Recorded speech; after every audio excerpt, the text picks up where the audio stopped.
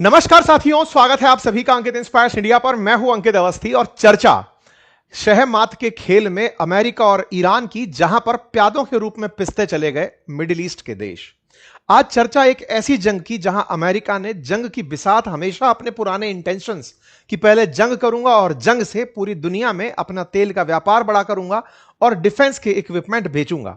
लेकिन इसी कहानी में भारत की एक ऐसी एंट्री हुई है जो निश्चित ही अमेरिका, जो पहले ही भारत की तरफ थोड़ी नजरें टेढ़ी करके रखा हुआ है, उसकी नजरें और ज्यादा टेढ़ी हो जाएंगी।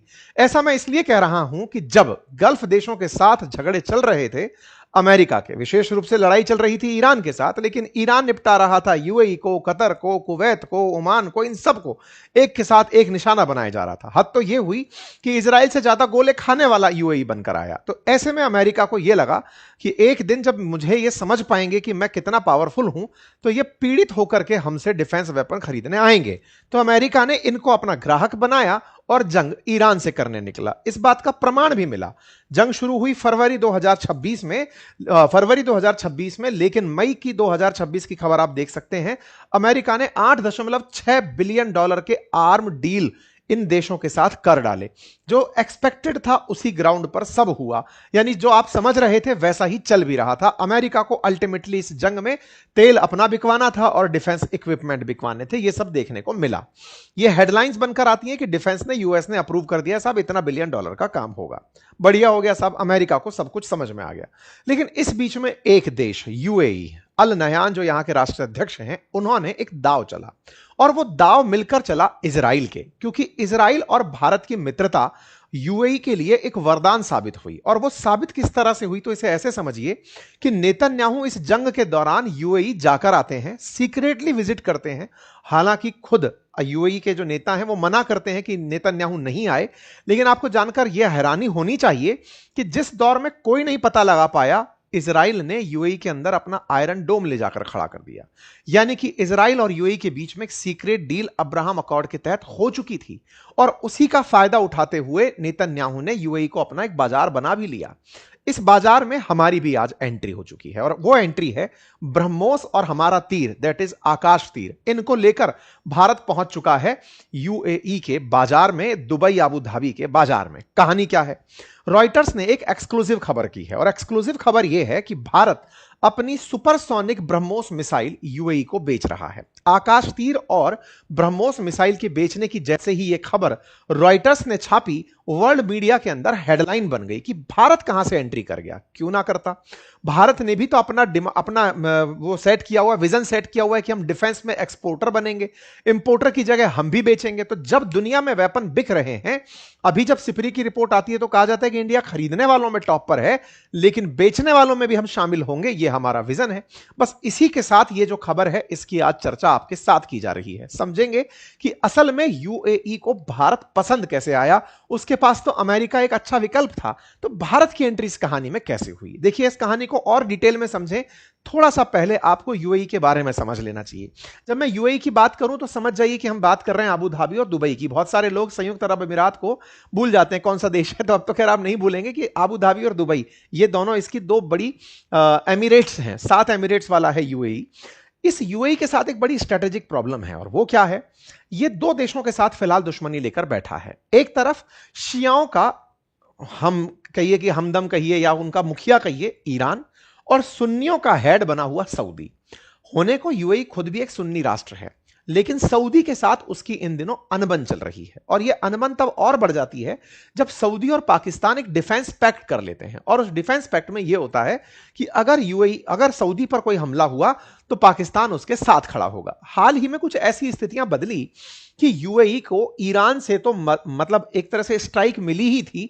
जब समय अमेरिका और ईरान के झगड़े चल रहे थे, उस समय पर ईरान ने इजराइल से ज्यादा बॉम्ब अगर किसी देश पर दागे तो वो यूएई था। नंबर दूसरा, सऊदी अरब के साथ भी ये लोग यमन के अंदर झगड़ कर बैठे थे।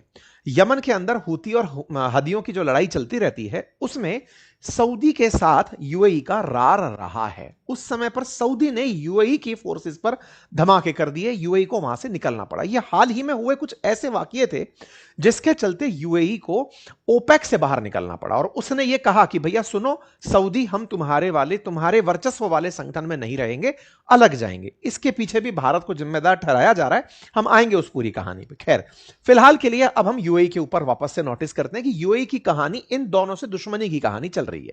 इनके साथ सॉफ्ट दुश्मनी है, इनके साथ बिल्कुल करारी वाली दुश्मनी है। हम कहां खड़े हैं? मर्चेंट बनकर खड़े हैं। तो साहब अब इस पूरी कहानी को डिकोड करते हैं।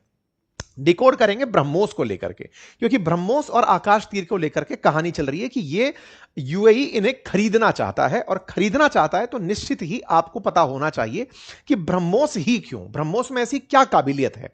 तो इस बारे में मैं बताऊं उससे पहले आपको यह जानकारी हो कि ब्रह्मोस भारत और रूस का संयुक्त उपक्रम है। 1998 में हमारा एक ज्वाइंट पैक्ट हुआ था जिसमें 50.5% हिस्सेदारी भारत की और 49.5% हिस्सेदारी रशिया की होनी थी। रशिया की एनपीओ जो मशीन है, मतलब कंपनी है, मशीनोस्ट्रियो एनपीओएम, और भारत का डीआरडीओ मिलकर के इसका निर्माण करते हैं। ये जो ब्रह्मोस मिसाइल है, इस ब्रह्मोस मिसाइल की वैरायटी क्या है? क्रूज मिसाइल है। क्रूज का मतलब ये परवलयाकार पाथ पे जाकर, हाइपरबॉलिक पथ पर जाकर हमला नहीं करती है, जमीन के समानांतर चलकर हमला करने जाती है। यानी कि जमीन अगर उबड़ खाबड़ है तो ये रास्ता अलाइन कर लेगी, उसके पैरेलल ही चलते हुए निकलेगी। इस वजह से ये रडार में कैप्चर नहीं हो पाती। जब रडार इसे देख नहीं पाते तो दुश्मन को ये ज्यादा नुकसान पहुंचाती है।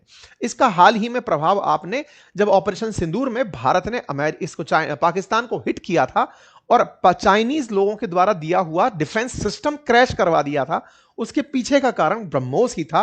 क्योंकि ब्रह्मोस को जब क्रूज मोड में ये चलती है तो उसे ट्रैक कर पाना बहुत मुश्किल होता है। और भारत की जो ब्रह्मोस है ये दुनिया की फास्टेस्ट सुपरसोनिक मिसाइल है। सुपरसोनिक, हाइपरसोनिक, सबसोनिक ये टाइप है। तो सुपरसोनिक में जो सबसे तेज चलने वाली मिसाइल है वो भारत की है। और ये जो मिसाइल है ये दुनिया की जो मिसाइलें हैं उनकी तुलना में काफी सस्ती पड़ती है। मतलब ये एक तरह से सस्ता भी है, स्मारक क्षमता इसकी सिद्ध भी है। तो भारत का जो ये ब्रह्मोस है इसके हमने सारे वेरिएंट बना लिए। अगर आप फिगर पर ध्यान दें तो ये 250 से 300 किलोमीटर रेंज तक मार करने की क्षमता के साथ शुरुआत में विकसित की गई थी। जब तक भारत एमटीसीआर का सदस्य नहीं था तब तक हमें इसकी रेंज बढ़ाने की इजाजत नहीं थी। लेकिन अब हमने इसकी रेंज बढ़ा ली है, बढ़ा करके इसे 800 किलोमीटर तक मार करने की हमने इसमें रेंज डाल दी है। तो ये अपने आप में हमें अंतरराष्ट्रीय स्तर पर तकनीकी ट्रांसफर के बाद ही हो पाया, जब मिसाइल टेक्नोलॉजी हमारे साथ में साझा की रशिया ने 2016 के बाद। हम उस कहानी पर भी आगे बढ़ेंगे। फिलहाल के लिए ब्रह्मोस के सारे वेरिएंट, फिर चाहे नेवी का हो, फिर चाहे आर्मी का हो, फिर चाहे एयरफोर्स का हो, वो फिलहाल हमारे पास हैं और हम उनका इस्तेमाल अब युद्ध में करते आए हैं। ताजा खबरें बनी अक्टूबर 2025 में, जब हमने ऑपरेशन सिंदूर पूरा किया। उसके बाद हमारी आर्मी ने ऑर्डर प्लेस किया कि हमें ब्रह्मोस 800 किलोमीटर वाली चाहिए। तो 800 किलोमीटर वाली ब्रह्मोस, जो कि लगातार हम टेस्टिंग में थे 16 से लेकर के, हमने उसकी डिलीवरीज के लिए काम करने शुरू कर दिए। यानी कि अगर रेंज के हिसाब से बात करें तो ब्रह्मोस का अब अपग्रेडेड वर्जन मतलब हमारी सेना के पास जल्दी ही होगा। यह हेडलाइन आप मार्च 2026 के देख सकते हैं। हमारी आर्मी ने 800 किलोमीटर से ज्यादा रेंज के ब्रह्मोस की ऑर्डर कर दिए हैं। चलिए साहब, अब ब्रह्मोस की कहानी को आगे बढ़ाते हैं। अब ये जो ब्रह्मोस हम बना रहे हैं, इस ब्रह्मोस के अंदर जितने भी सिस्टम्स लगे हैं, आज वो देश के तमाम एरियाज में बन रहे हैं। मतलब ये समझिए कि लखनऊ के अंदर नई मैन्युफैक्चरिंग यूनिट डली है, हिसार में हमारा स्टील शीट और प्लेट्स का काम हो रहा है, एक्सप्लोजिव जो है वो सिंगलौरी में हो रहे हैं, एयर फ्रेम्स जो है मुंबई में बन रहे हैं, रडार बेंगलुरु में बन रहे हैं। इस तरह से पूरी ब्रह्मोस के इंग्रेडिएंट्स देश के विभिन्न कोनों में बन रहे हैं। जब ऑपरेशन सिंदूर हुआ तो हमारी ब्रह्मोस की जो कार्य क्षमता थी इसका जिक्र खुद पाकिस्तान ने कर दिया। शहबाज शरीफ खुद अपने एक इंटरव्यू में बोल गए 30 मई को कि उन्होंने हमारे ऊपर ब्रह्मोस चलाई थी और वो जो ब्रह्मोस थी उससे बच पाने के लिए समय बहुत कम मिला था। हमारे पास जस्ट 30 सेकंड थे जब उनकी ब्रह्मोस चली थी। मतलब आप समझिए कि दुश्मन तारीफ कर रहा है कि उनकी ब्रह्मोस ने हमारा नुकसान किया था। तो ये जो घटना घटित हुई, इससे बाजार में एक नोशन सेट हो गया, क्योंकि हमारा ये जो काम था ये 2025 का था। सेट ये हो गया कि भारत का ब्रह्मोस इतना सक्षम है कि पाकिस्तान के पास चीनी डिफेंस सिस्टम भी ब्रह्मोस से उसे बचा नहीं पाया। भारत ने जिस जिस जगह को टारगेट किया वहां वहां प्रिसाइजली अटैक किया। ये जो प्रिसाइजली हुआ अटैक था इसकी चर्चा सब जगह होने लगी। यह चीज इन्हें भी समझ में आई। किन्हें समझ में आई साहब? यूएई को समझ में आई। यूएई को यह समझ में आई। क्यों समझ में आई? उसके पीछे का कारण मैंने बताया, क्योंकि इजराइल और ईरान की जंग में नुकसान जो सबसे ज्यादा पहुंचाया गया वो यूएई का ही था। और यूएई की इन दिनों जो स्थिति है वो सऊदी के साथ झगड़ने के बाद से लगातार खराब चल रही है। इस पर मैंने पहले भी कई सेशन किए हैं। यमन वाला मामला आपको बताया था जब ये आपस में लड़ लिए थे। और सऊदी के साथ पाकिस्तान का जो प्रेम है वही हमारा यूएई को अट्रैक्ट करने का बड़ा रीजन बना, क्योंकि हम उसी उसी के बदले तो पाकिस्तान के बदले यूएई को मोटिवेट कर रहे हैं कि देखो हमारा दुश्मन वहां बैठा है, तो मतलब तुम्हारे ऊपर निशाना ये वहां से सधवाएगा। अच्छा, यूएई की 1/3 जो वर्तमान आबादी है उसमें भारतीय हैं, तो ऐसे भारतीयों का हमारा जो इंप्रेशन है यूएई के ऊपर वो बहुत पॉजिटिव है, बड़ा इन्वेस्टमेंट है भारत का यूएई के अंदर। तो ऐसे में हमने उस पूरे मौके को, दरकार को पकड़ा। जब पकड़ा तो ये पूरी कहानी हम अपने पक्ष में करते ले गए कि ठीक है, आप यूएई वाले जो हैं सऊदी के साथ झगड़ रहे हैं। इसी बीच में भारत में आगमन हो जाता है अल नाहयान का। ये जनवरी 20 2026 को आकर पहुंचते हैं। खबरों को अगर आप ऑब्जर्व करें तो यूएई ने ये कहा कि सऊदी ने हमारी फोर्सेस को मारा। ये खबर थी 30 दिसंबर 2025 की, और 20 जनवरी के दिन यूएई के जो शेख हैं, जो हेड हैं, वो भारत की यात्रा पर आ जाते हैं। ये दर्शाता है कि इन्हें यह मैसेज क्लियर हो चुका था कि सऊदी के साथ अब मित्रता नहीं रही है। भारत ने उन्हें आश्वस्त किया कि चिंता मत करिए। प्रधानमंत्री के साथ 3 घंटे की मुलाकात में प्रधानमंत्री और इनकी जो बॉन्डिंग थी, ये बिल्कुल ऐसी थी कि दोस्त चिंता मत करो, हम तुम्हारे साथ हैं। बस वही वाली चीज थी कि यहां पर उसी दिन सुर्खी निकल कर आती है कि 3 घंटे की इस विजिट में यूएई $200 बिलियन के ट्रेड पुश की बात करके चला गया, और उस ट्रेड पुश के अंदर डिफेंस टाइज की बात करके हमसे चला गया। इन्हीं डिफेंस टाइज में हमारी उपादेयता, थोड़ा ही समय बीता था, सोचकर देखिए कि 20 तारीख को यह हुआ है और फरवरी 28 से युद्ध शुरू हो गया। मिडिल ईस्ट के अंदर शुरू हुआ यह युद्ध, ईरान के निशाने पर आया यूएई, और यूएई को इतना नुकसान हुआ कि आप समझिए कि टूरिज्म के लिए अंतरराष्ट्रीय तरह की जो कंपनीज यहां आई हुई थी, सभी को जबरदस्त नुकसान ईरान के इन हमलों में होने लगा। बाजार से लगभग $120 बिलियन दुबई के बाजार से, अबू धाबी के स्टॉक मार्केट से निकल कर चला गया। यहां की जो टूरिज्म सेक्टर था वो बुरी तरह नीचे आ गया। यहां के प्रॉपर्टी के दाम दबादम नीचे चले आए। अल्टीमेटली अमेरिका को यह एक अपॉर्चुनिटी दिख रहा था कि बेटा अब तुम्हें सुरक्षा के लिए डिफेंस पर खर्च करना होगा, आओ और हमारे साथ व्यापार करो। यूएई ने किया उनके साथ भी, लेकिन उन्हें यह पता था कि असल में हमारी जरूरतों में केवल एक देश पर निर्भर रहना नहीं होना चाहिए। तो डाइवर्सिफिकेशन का जो नॉलेज है वो भारत ने इन्हें दिया। कैसे दिया? खबरों को अगर रीड करें तो 27 अप्रैल को डोवाल साहब मिलने जाते हैं शेख से, और वहां जाकर कहते हैं कि साहब आप माल तो खरीद ही रहे हो दुनिया का, भारत से भी खरीद लो, ताकि एक जगह से सप्लाई अगर रुक भी जाए, कोई आपके साथ ज्यादा मोल भाव करे तो हम काम आ जाएंगे। भारत की तरफ से डोवाल साहब की यात्रा होती है। डोवाल साहब की यात्रा जो अपने आप में एक सुर्खी बनती है अप्रैल के अंदर कि साहब ये गए थे। उसी के साथ साथ सुर्खी बनती है कि यूएई ने ओपेक से बाहर निकलने का निर्णय ले लिया।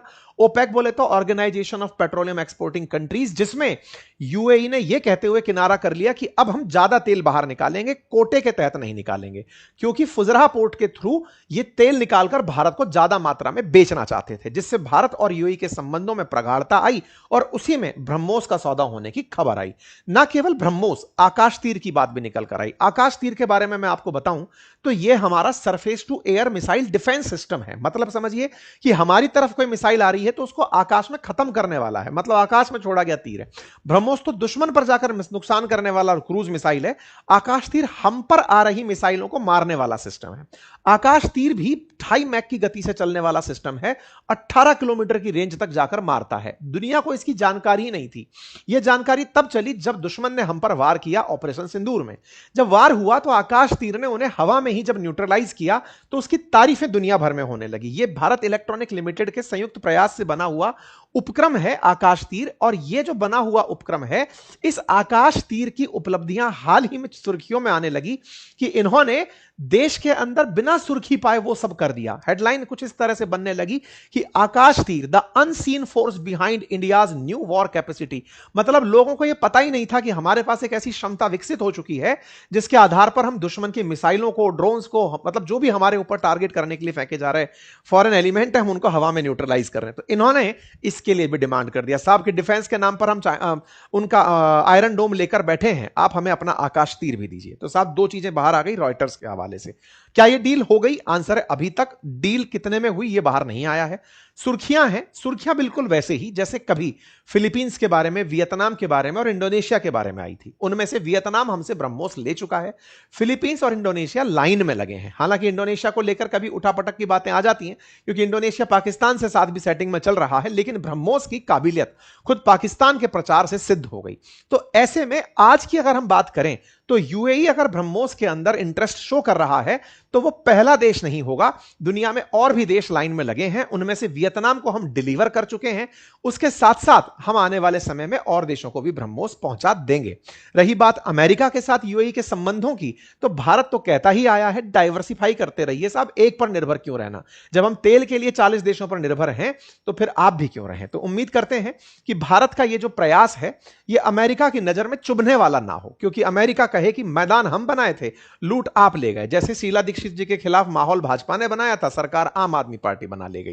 ये बिल्कुल वैसे वाली चीज है कि आप ऐसा मत करिए, हम माहौल बनाए थे इन सबको इतना नुकसान पहुंचा करके कि माल हम बेचेंगे, आप अपना ट्रीटमेंट लेकर चले गए। बाकी आप लोगों को क्या लगता है इस विषय पर अपनी राय कमेंट बॉक्स में जरूर दीजिएगा। चैनल पर नए हैं तो सब्सक्राइब कर लीजिए, और एक गूगल फॉर्म आपसे पूछने के लिए कमेंट बॉक्स में पिन किया हुआ है कि क्या आपको अपनी पर्सनैलिटी को लेकर के किसी भी प्रकार का प्रश्न है कि मैं पब्लिक में कैसे अपनी बात रख सकता हूं, कैसे ग्रुप स्पीक कर सकता हूं, जीडी के अंदर कैसे अच्छा परफॉर्म कर सकता हूं, इंटरव्यू कैसे फेस कर सकता हूं। अगर आप इन सब में कुछ जानकारी हासिल करना चाहते हैं तो हम एक जल्दी ही कार्यक्रम प्लान कर रहे हैं।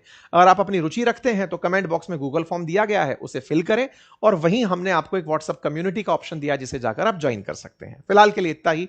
अपना ख्याल रखें। बहुत बहुत धन्यवाद।